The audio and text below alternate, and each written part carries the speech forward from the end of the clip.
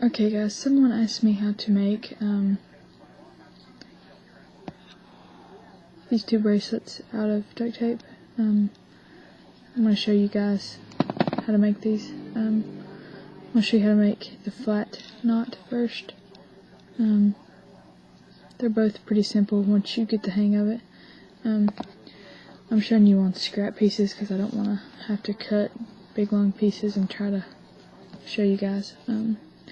Whenever you make a bracelet like these, you're going to need quite a bit of duct tape. It's best if you take a piece and measure, like if you're making a bracelet.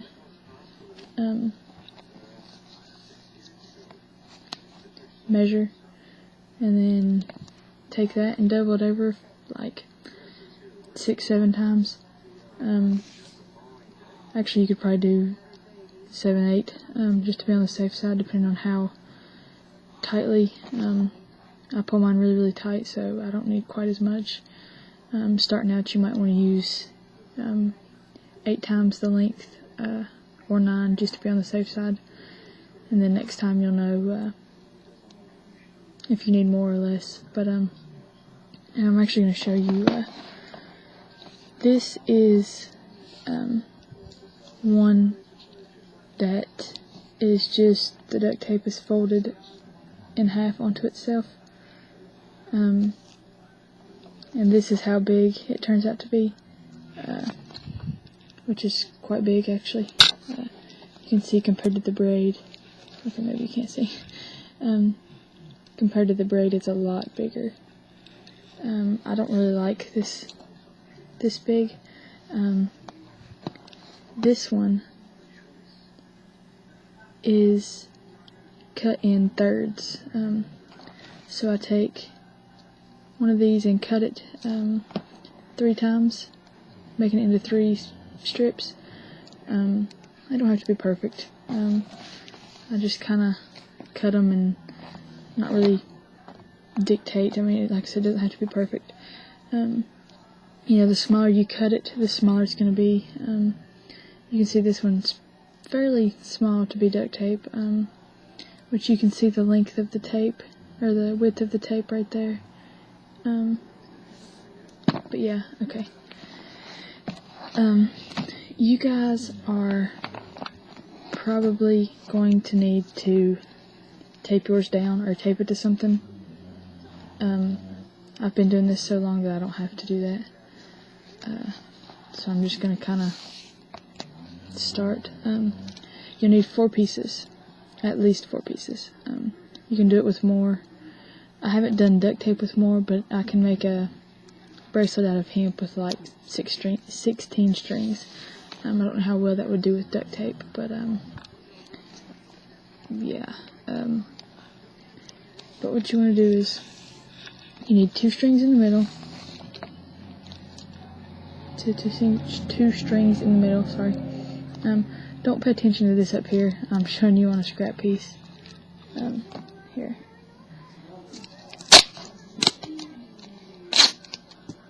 Actually, I'll tape these out of the way.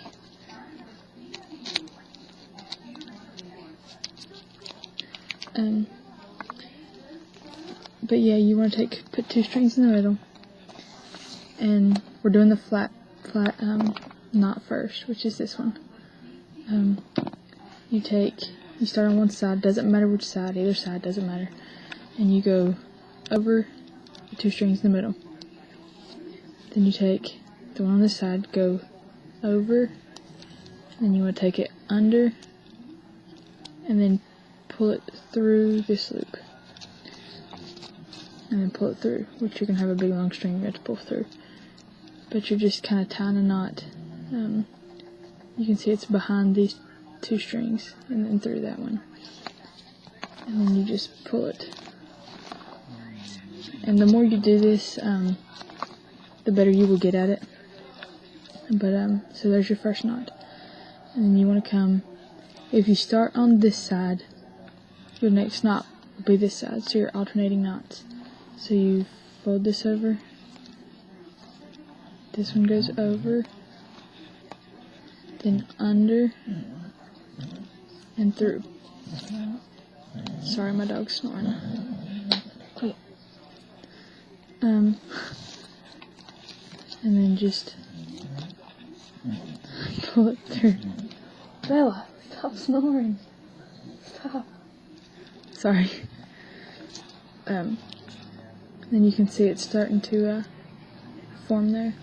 And then just, alternate back to the whichever side.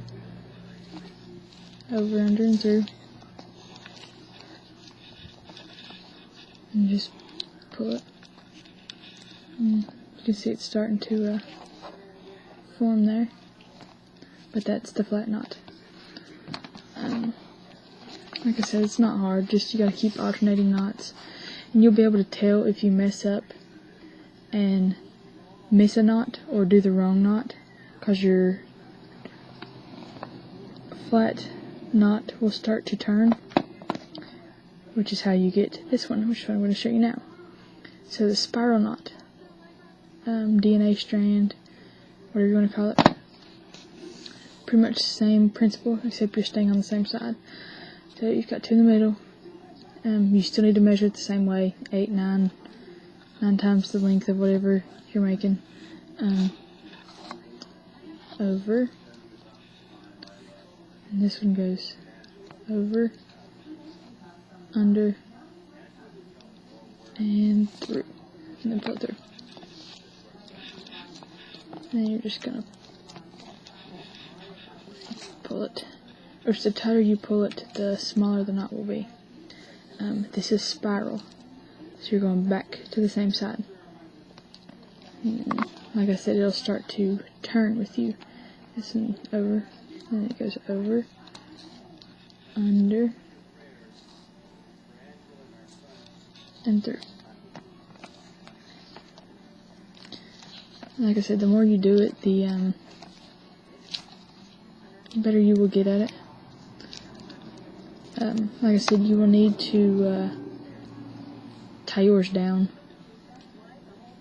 Over, over, under and through, pull it through. And you can see it's kind of,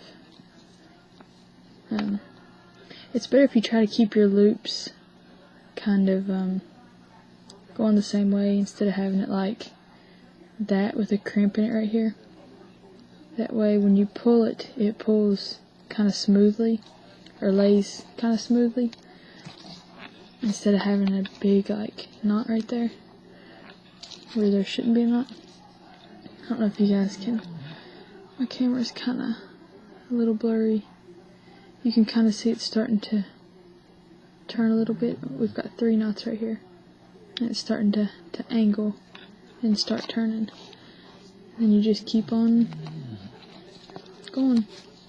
And unlike a braid, you don't have to constantly hold this. Okay, that's a little better. You can see that one. See how it's starting to turn like that? The tighter you pull, the tighter your spiral will be. This spiral is really, really tight because I pulled it really, really tight. But I like it like that. But you can see it's starting to spiral there. But yeah, that's how, sorry, that's how these are made. You can alternate colors. You can change colors in the middle. If you want to change colors, just as you're doing it, take your 2 middle strings and pull them to the outside, and pull your 2 outside strings to the inside, your 2 inside strings to the outside, and then just keep on like you were doing before, whichever side you started on, and then just keep on going around. But yeah, if you guys have any questions, feel free to message me or comment. I don't mind trying to help someone, or giving you a better piece of advice if I can do so. So email me, subscribe. I would love to see what you guys make.